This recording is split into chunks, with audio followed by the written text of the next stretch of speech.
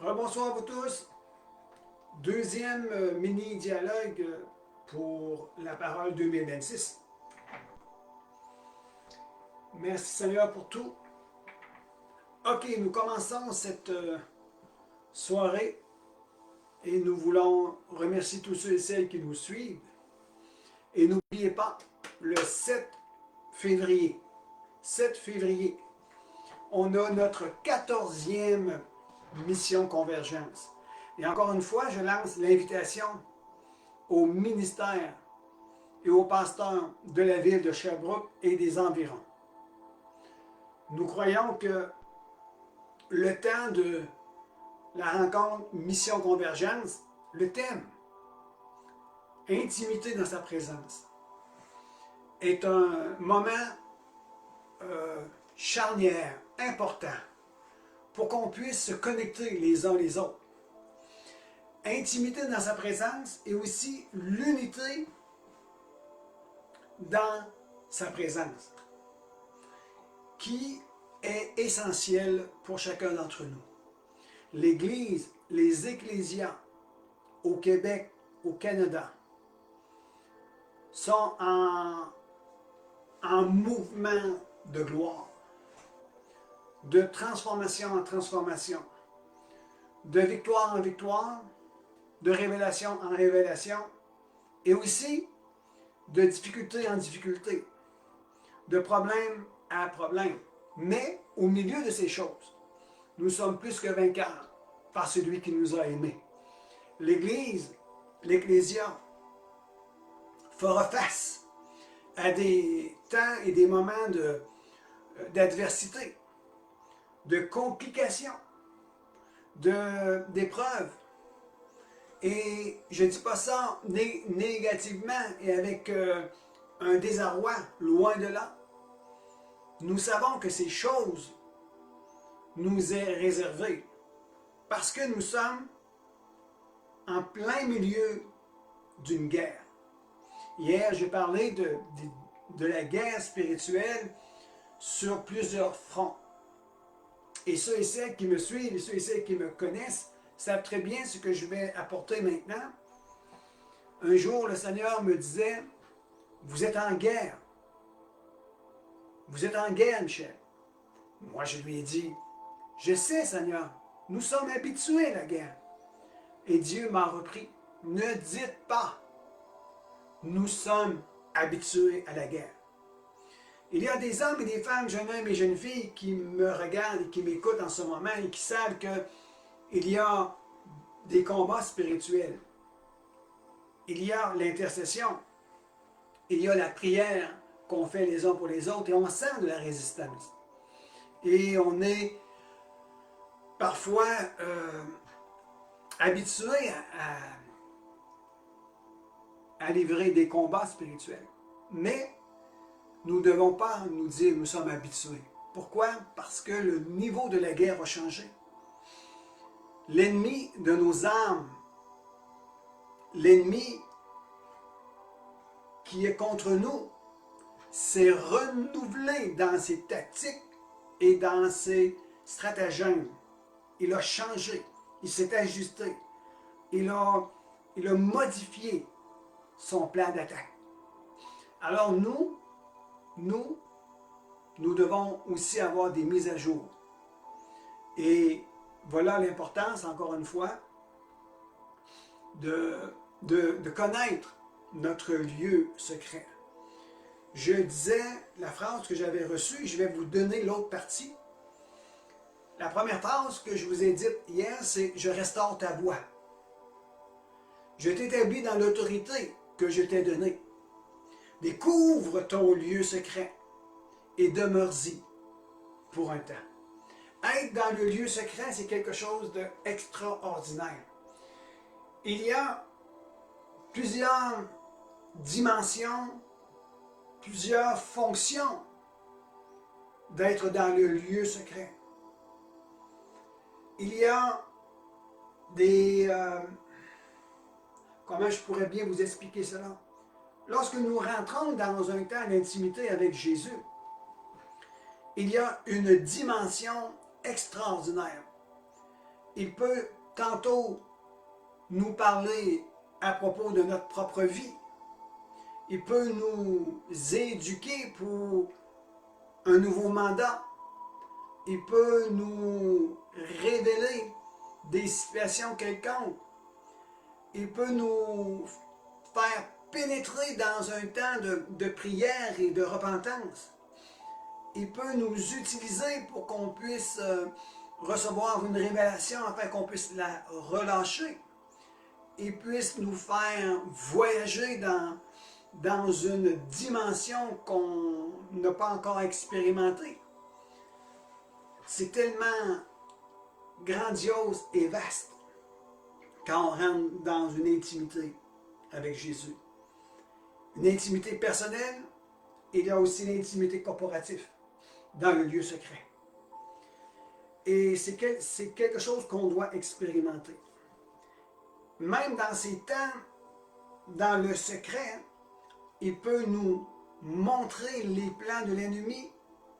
Il peut nous enseigner, nous révéler des stratégies, nous faire connaître des moments futurs, plein de choses. Amos 3,7 nous dit ceci: car le Seigneur l'Éternel ne fait rien sans avoir révélé son secret à ses serviteurs les prophètes. L'Éternel, dans sa souveraineté, il a décidé de rien faire avant d'avoir révélé à ses serviteurs les prophètes. Par la suite, il agit. Il révèle ses plans.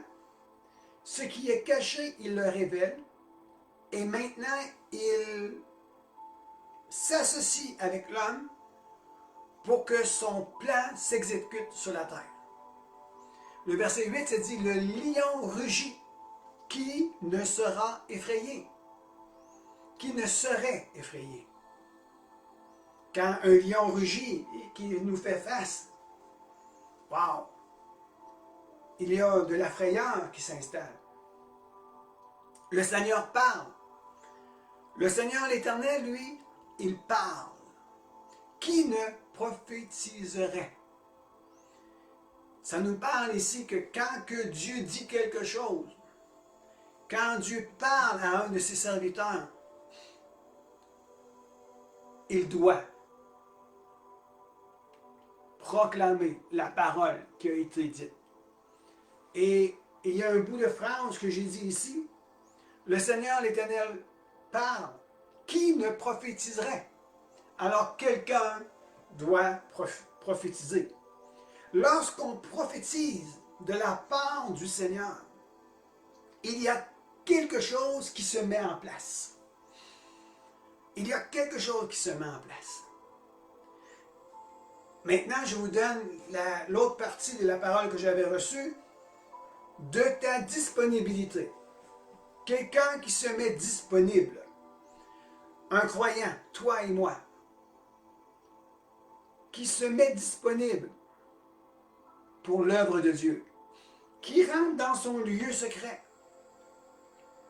L'Éternel dit: je ferai de toi ma réserve en temps de crise.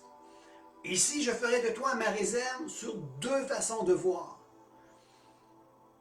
Dans le camp de l'armée, il y a ceux qui sont envoyés et ceux qui sont de réserve au cas que des soldats ne rentreront plus. Il y a la réserve.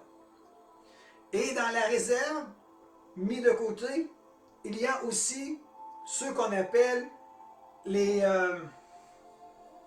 ceux qui sont,